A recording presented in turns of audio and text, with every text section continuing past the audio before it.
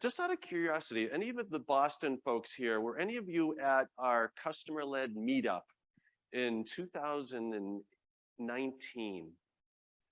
Anybody? You were there? All right. Well, that was actually the start of our customer-led movement. And we're just thrilled in terms of what it's turned into now. And so we're going to be talking about customer-led, and specifically, WTF is CLG. How many people here think that you are practicing customer-led growth today? How many think you are doing it? Okay, and you're probably right. Some of you are actually doing it. How many of you know you're not? Okay, some of you know you're not. How many people think it's just another buzzword du jour, like customer obsessed and things like that? And I'm only saying that because I was at Forrester when we came up with the customer obsessed term, and I never really liked it, but you know, I did. So anybody think it's just a buzzword?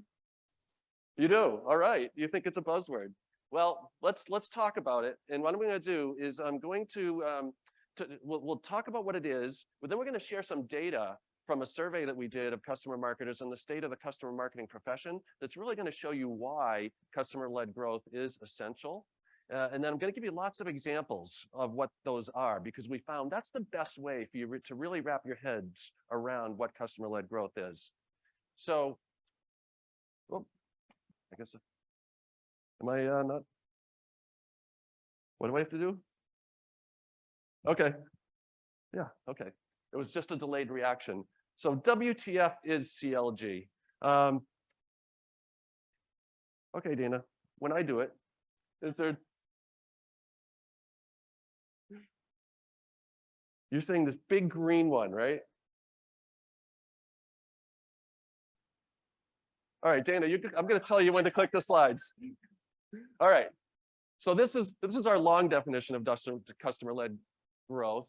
It's when you design and execute programs that mobilize your customers to drive the strategic growth initiatives that have been set by your C-level executives. And I'm going to get out of the way since I know some people are taking pictures here, and all the slides and presentations will be available to you as well. But so this is actually how we define it. And what is it not? You know, I also like to talk about what is it not. Well, there's a lot of things that we have to do as customer marketers and advocacy people just to keep the lights on, right? It's endless case studies, it's requests for references, it's things like that. And those can be woven into customer-led growth initiatives, but by themselves, they're really not, unless they are really connected to what your C-level cares about. And if we all want to be recognized for the contributions that we're making to our company, we need to be helping to drive the initiatives that they care about. Otherwise, you're not even going to be on their radar. So if we go to the next one, so here's how you know you're doing customer-led growth. So this is what I call the anatomy of customer-led growth. And so number one, you have the, okay, I better use a proper word, confidence to go to your executives and find out what are their strategic growth initiatives. So if you're a public company, these are the top 3 things that your CEO is mentioning on your earnings call, because the CEO is always telling the street, here's what we have teed up for our customer, for how we're going to grow the company. You want to be connected to those initiatives. If you're not a public company, these are things that that probably are being talked about at your all hands company meetings. So these should be the top initiatives of your company. And then you're proactively designing and win-win, two-way exchange of value customer programs that are going to supercharge one or more of these initiatives. All right, and then what are you going to do next? Well, now you're going to socialize it with all the people, with the executives to get them bought in. You're going to socialize it with all the teams that you need to help you do this, because nobody can do customer-led growth alone. It takes a village. And so you're going to get buy-in and support from your organization. And then you're going to execute the programs according to your plan. Yeah, that's the easy part. But and then you're going to measure the impact that it's having on revenue. And then you're going to socialize and communicate that impact across your company. And that's what's really going to make you all superheroes when you embrace customer-led growth. So, another point I want to make, though, is there's a lot of, we've always had marketing-led growth, we've had sales-led growth, now we've had product-led growth. These aren't mutually exclusive. So I'm not saying that you have to shift everything you do to customer-led growth. Customer-led growth works great in a product-led growth company that uses trials and free premium editions and things like that. So they're not mutually exclusive.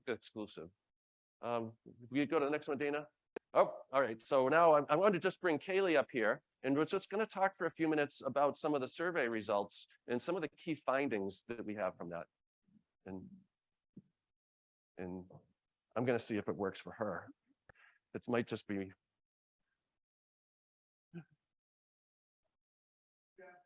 I'm sure it is.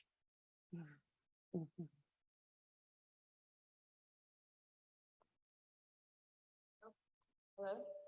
Oh. Hi. Can you hear me now?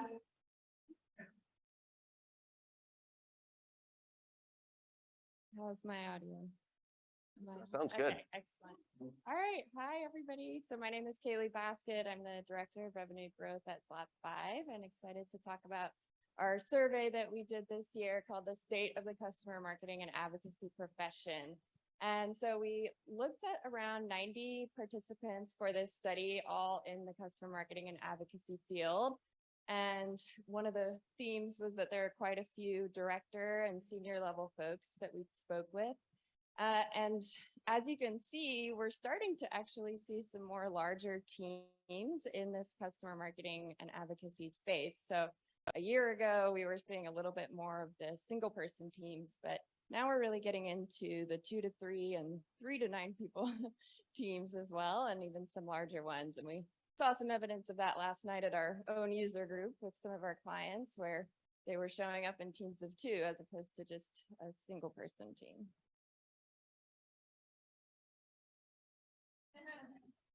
Okay, so I really wanted to start out with the open-ended question that we asked, because this really opened the floodgates in terms of the different challenges that customer marketers are facing today. And there was a single word that was mentioned in 40% of the responses. What do you guys think that word was in terms of, oh, maybe one at a time. Oh, somebody said it, resources. Yes. So resources are certainly still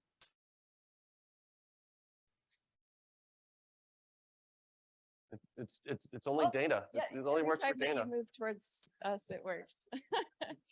So resources really are one of the largest, challenges facing these customer marketing teams, as I'm sure you all feel the pain of.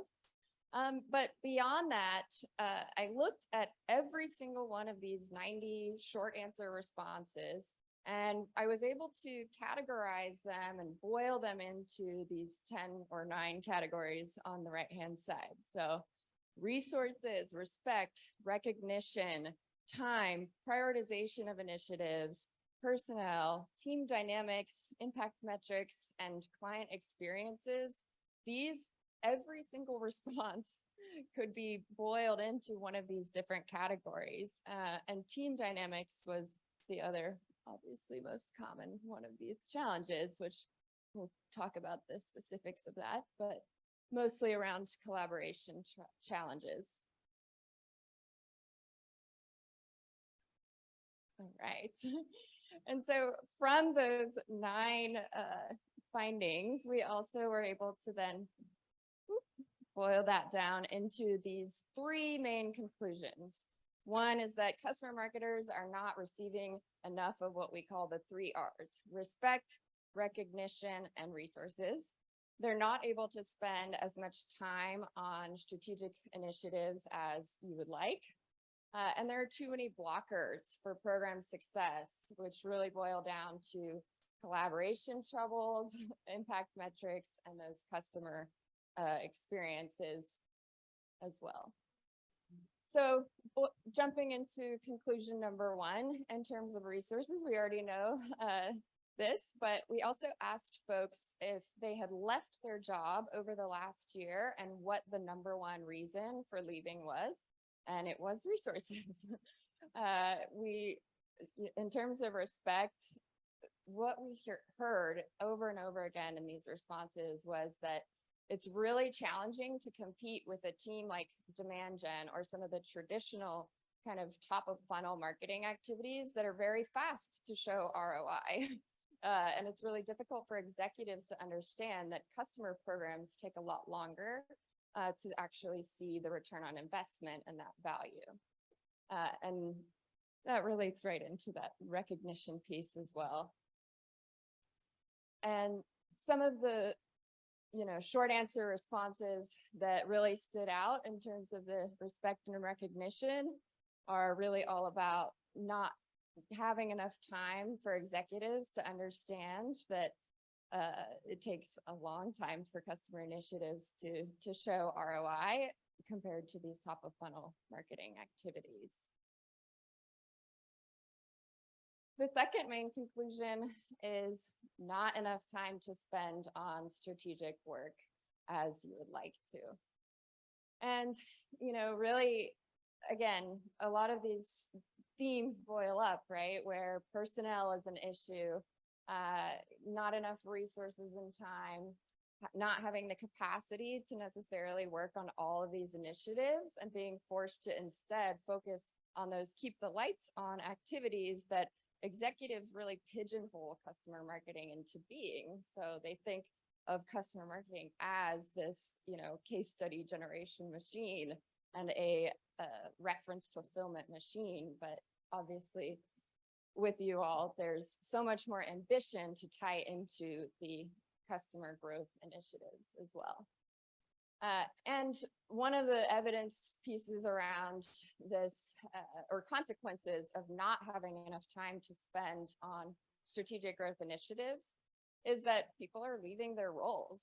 So those who are satisfied in their role and not looking to leave, which was around, I think 58% of folks were not currently looking for a new customer marketing job. They clearly showed a lot more time being able to spend on these strategic initiatives. And third, too many blockers for program success. So this is the one that we really had to unpack. What does that mean? What is a blocker to you? And at a high level, it's having difficulty showing ROI, not having a clearly defined role or measurable goals associated with that role, and org structure, difficulties with competing priorities with other teams, and constantly shifting priorities between things like retention and expansion. So when we look at these three conclusions and take a step back and think about, why are these the challenges that customer marketing professionals are facing today? Well, in the landscape that we're in, where there are budget cuts happening across the board and executives are constantly wanting to understand, what have you brought to the organization? What have you brought to the table? So you're having to defend the fact that your position exists while being inundated with requests from really every part of the organization who wants anything to do with the customer. It makes sense that this feels like a very much uphill battle profession. So much empathy for you.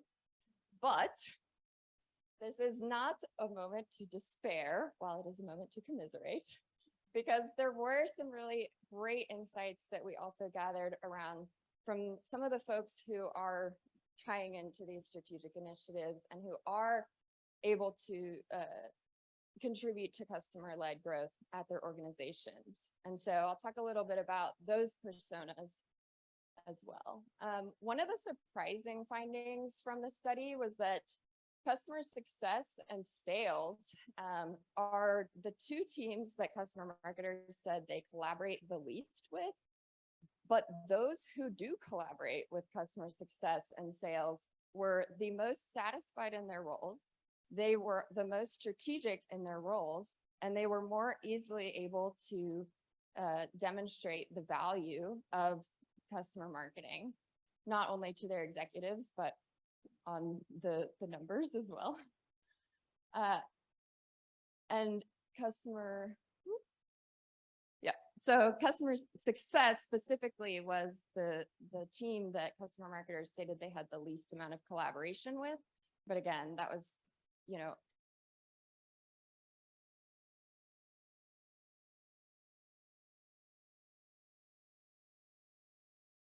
compared to those were the least collaborative organizations. And so when we look at the themes of these strategically aligned folks who have not only did they not change jobs over the last year, but they're also not looking to change jobs. There are a few themes that came out of this. One is that they are integrally involved with the customer lifecycle journey. So they either own or contribute to the planning of that journey. And they tie advocacy into that journey as well and milestones throughout that journey. So capitalizing on the moments when customers are most excited, for example, and gathering insights after onboarding and renewal. And then these folks also mentioned sort of having a regular cadence of meetings with the customer success and sales teams and sharing OKRs or KPIs with those teams so that they have a joint goal. And lastly, measuring the influence of the program, which, as we all know, is a big challenge, but fortunately, Jeff is going to tell some stories of success that a lot of individuals have had in doing that and some real life examples. So all right. Thank you, Kaylee. And this is, I'll take the clicker. So, and what you're seeing here is just the tip of the iceberg. We're going to be publishing the full report with all these findings. We just wanted to share with you some of the key ones because hopefully that makes you realize how important it is to be powering those strategic growth initiatives of your company. And so what I want to do now is just give you some examples, even from my career, of customer-led growth initiatives, because this is really where it comes to life. Because otherwise, I want to prove to Erwin that it's not a buzzword. All right. So my first customer-led growth initiative was 1999. And so there was a company called Open Market, which was an e-commerce vendor who had acquired 4 other vendors, and they were trying to make a play from going from the pure consumer e-commerce into the B2B commerce world. And so they hired me because of my B2B background. And so what I did, the first thing I did is I brought together a committee of our B2B manufacturing and distribution customers to really tell us, what do we need to have a full B2B e-commerce solution? Because there wasn't anything in the market at the time. And so that's on the innovation and co-creation side. So that was an initiative that was very important, bringing these customers together, because we didn't really know. All the expertise in the company was in consumer retail commerce. And then continuing on that, then when we launched this solution, we actually gave it a code name within the company. And this is one of the things I should have put on the slide on the anatomy of customer-led growth. When you create one of these initiatives or programs to drive one of your strategic growth initiatives, give it a project name in your company. Give it something cool that you can now use as a tagline whenever you're talking to people. So we called this Project Balboa, the B2B for B2B, right? Balboa. Also because we, Rocky Balboa, we had the Rocky theme. So there were a lot of things that plugged into it. But then at the time we launched it, we were unknown at all in the B2B world. We had a few manufacturing companies that had bought individual products, but we really did not have any presence in the market. So what we had to do is really tap into the voice of those existing manufacturing customers we had, have them talk about the bigger vision of where they're going to be going with our company over time, and really use that to start to earn trust. And I should have mentioned right at the very beginning that decision to go into these vertical solutions was made by our CEO. And so it was a CEO-led initiative, and I had to report back to him every week on the status of this project. So that's a very important one. I'm going to fast forward a little bit and talk about another company that was at. Was called Pragmatech Software, and they were a proposal automation software company. Lauren, you're nodding your head. Have you heard of them? Or okay. And so they're up in Nashua, New Hampshire, and selling to proposal managers and things like that. And the CEO and board said, we're going to totally do a shift of this company. We're going to go from being pure proposal management, selling to this dedicated audience, to now with an on-prem client server solution to going to the SaaS model and creating a solution for sales enablement. We're now VPs of sales and sales users. I mean, what a shift. How many people have gone through a drastic shift of repositioning a product line like that? Yes, I know. Okay, lots of hands. That's tough. What's the best way to convince the market that, and to get that recognition in that new space when you've been pigeonholed for years in this old space and you have a dominant position over there, but you want to recreate that dominant position over here. And so what did we do? Well, same thing. We had to really find out from the sales leaders what they wanted. But then when we went to market, it was all about capturing the voice of the really successful sales executives, the actual account executives, because we were powering them with these sales playbook tools. And we needed them talking about the power of this new platform and how it helps them close deals faster, overcome objections, have the sales tools they need at their fingertips. And so again, that was another customer-led growth initiative, mobilizing these customers to really use their voice, to use their authenticity to get us known in that space. And now it's a huge category. Right, you got companies like HighSpot and Seismic and all kinds of companies in that space, but they weren't around at that time. Now I'm going to fast forward again, and I'm going to talk about Forrester. And so when I was an analyst at Forrester for a couple of years, covering B2B customer engagement, and really enjoyed that, and was advising CMOs on how to drive customer-led growth initiatives. But then they tapped me on the shoulder because the CEO and the board had two things that they wanted us to do in the market. There were two strategic growth initiatives being driven by the board. One was to better compete with Gartner and increase our market share vis-a-vis Gartner. And the other one was to drive increased wallet share at renewal time. And so what I did for the first initiative, I said, okay, what better way is there to compete with the gorilla in your space than to mobilize the voice of your customers? And so the customer-led initiative, what I did is I first designed, I tapped into our research team, our internal market research team, and found out why was it that we were having such a hard time competing with Gartner. And what we always heard from them was, a buyer would say, hey, I'm already spending X millions of dollars a year with Gartner. Why do I need a second opinion? Why do I need another analyst firm? So that convinced me that we did not want to try to compete with them directly or steal business from them, because we weren't going to do that. They were entrenched in all of our clients. We had to coexist. And so I developed a coexist strategy where we mobilized our customers that were doing business with both companies and said to them, tell us, what's the incremental value that you get from Forrester above and beyond what you get from Gartner?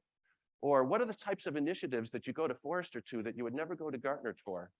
And it was a game changer, right? Because now the sales reps, when they were getting that objection, instead of them trying to fumble and solve it, they just had this landing page with 10 customers answering that they would send and say to the buyer, let my customers answer that question for you. And so it was an absolute total game changer for how we were doing sales and marketing. And then on the other one, to drive more contract value at renewal time instead of losing contract value, because we were already in all the Fortune 1000 companies, right? And so we just had to increase our footprint. And so again, we did a little research and found out why it was that people weren't renewing at the rates they did. And it came down to three things. They either weren't reading the research, they weren't doing analyst inquiries, or they weren't coming to our events. And so what did we do? We went and found the power users at all of our companies, and we captured stories from them about how they were leveraging those three services to drive their own strategic initiatives within their companies. And then you know what we did? We took that and we had them, as a part of our account-based marketing strategy, we had them share their own stories in a way that they were bragging about their successful initiatives that they were doing with Forrester. And that really showcased our value so much within these accounts. And we were doubling and tripling the size of some of these large enterprise accounts by having customers and the power users sharing how they're using that product or using the different services of Forrester. So does that make sense? Just hearing a couple of those? And you're going to hear in the CustomerX Impact Awards tonight, you're going to hear lots of other great stories of people like you, and a lot of winners are here in the room. as well as the finalists. And you're going to hear a lot more of these customer-led growth initiatives. And they're broken down into the different categories, or because they can be driving a customer acquisition initiative. It can be expansion initiative. It could be retention. It could be innovation. I forgot the other categories, but you guys get the idea. So what I want to do now, though, is and let's just see how we're doing on time. I haven't seen my sign go up yet. I want to make a point by playing Name That Tune. Does anybody remember the Name That Tune game? Do you? Name That Tune. Okay. Well, if you remember, you had to name that tune by listening to the notes, right? You hear the first note, second note, third note, right? So what we're going to do, name that tune, name that song where this is the first word. If you don't yell it out, but if you know a song, I'm going to play one word at a time. And this is a very, I'll tell you, the old song, but one that I live by, one that really hit me when I was young. So if you raise your hand, if you know the song as I play each word. All right, don't shout it out yet. Iconic song. Begins with the word Oz. No, the chorus begins with the word Oz. I thought more people would get it after just that. Okay, all right, don't yell it out. Don't yell it out. I'm gonna keep going. Raise your hand if you now know the song. Okay, all right. Somebody,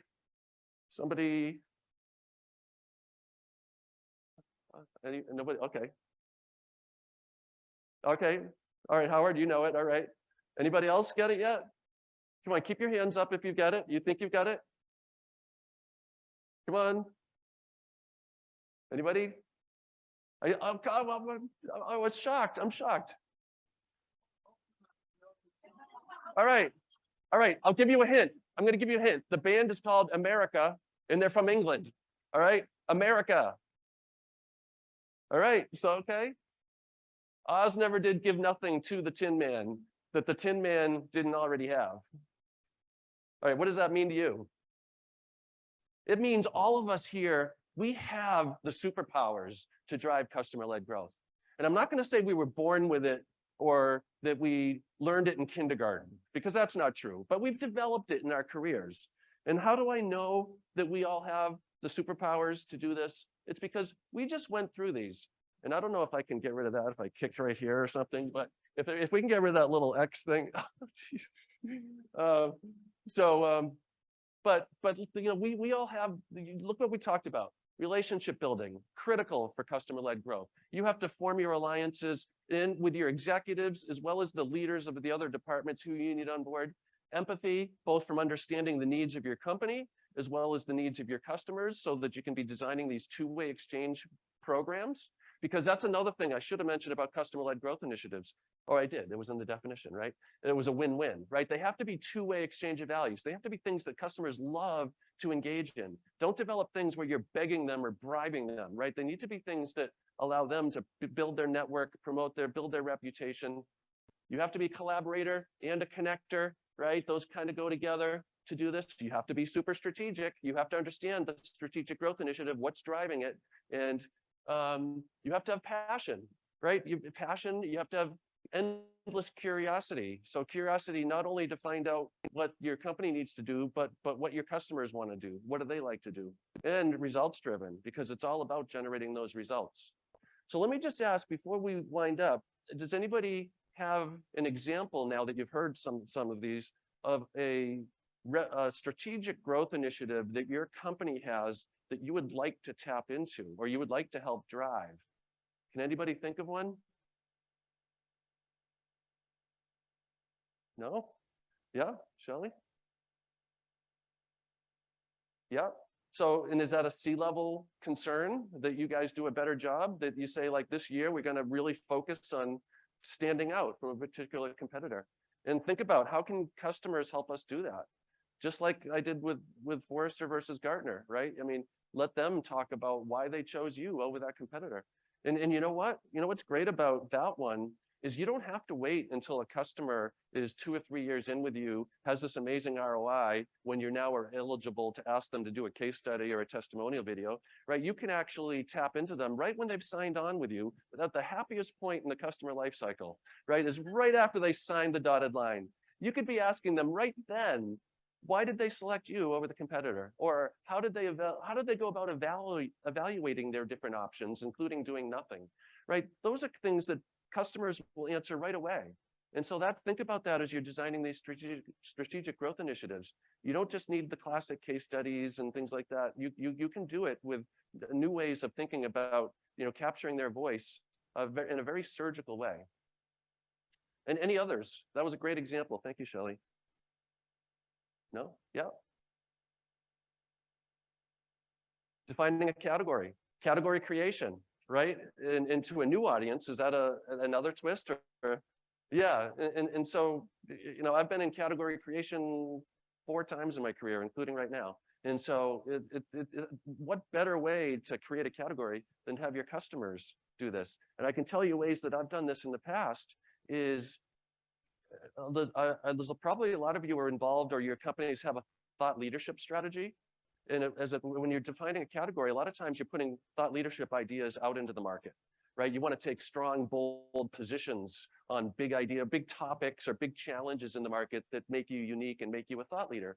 Well, what better way to then establish that category and reinforce it and amplify it than to have your customers start to express their points of view on your big thought leadership platform topics?